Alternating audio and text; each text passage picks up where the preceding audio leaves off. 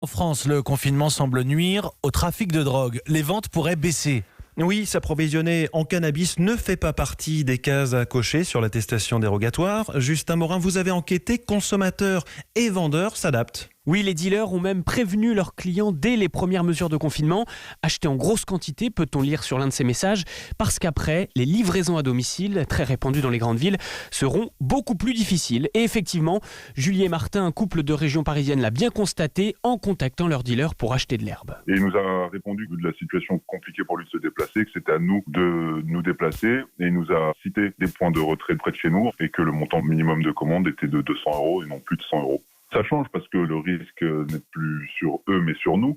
Donc est-ce que le jeu en vaut la chandelle de prendre autant de risques? Et c'est vrai qu'il y a des petites remises en question. Autre possibilité, l'achat direct dans un four. Ce sont les gros points de deal dans les cités, souvent en hall d'immeuble. Alors oubliez la distanciation sociale, les clients font la queue.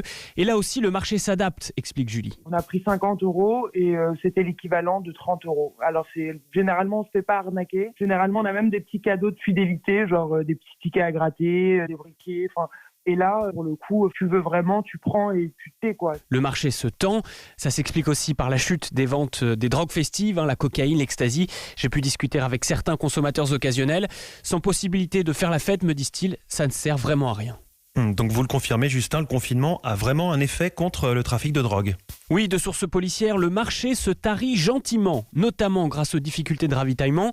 Le Maroc, par exemple, gros fournisseur, a fermé ses frontières. L'Espagne, par où transite la marchandise, est aussi confinée. Résultat, les saisies douanières sont en chute libre. Il y a tout de même un type de trafic qui ne connaît pas la crise.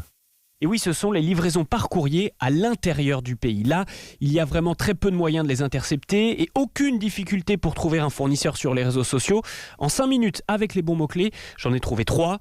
L'un d'eux publie des vidéos promotionnelles, comme celle-là. On y voit un homme ganté en train de couper des plants de cannabis. Le vendeur assure une livraison discrète dans toute la France. Il a même publié un message, je vous le lis. Sauvez des vies, restez chez vous et fumez de l'herbe. Enquête signée Justin Morin, pas sûr que s'encombrer les poumons soit la meilleure chose à faire, ceci dit, ces temps-ci. Et puis